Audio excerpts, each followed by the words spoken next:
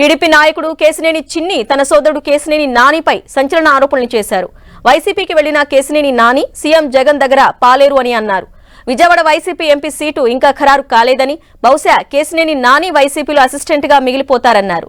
చంద్రబాబును విమర్శించే వారిని ప్రోత్సహించడం, ఆ తర్వాత సీటు ఎగ్గొట్టడం జగన్ పని అని ఆరోపించారు చిన్ని.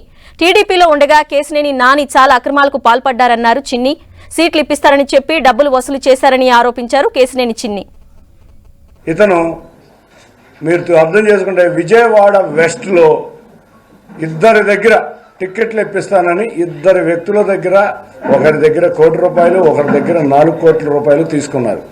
ఈ విషయాలు తెలిసి అధిష్టానం దూరం పెడుతుంది. అంతేకాకుండా మైలవరంలో కూడా కొంతమంది వ్యక్తుల్ని పాపం మా పార్టీ నాయకులు అమాయకులను చేసి మీకు టికెట్ నేను ఇప్పిస్తున్నాను, టికెట్ నాదే, లోకేష్ గారు నన్ను ప్రచారం చేసుకోమన్నారని ఢిల్లీలో అబద్ధాలు చెప్పి వాళ్ళ దగ్గర కూడా డబ్బులు వసూలు చేయడానికి కృషి చేశాడు.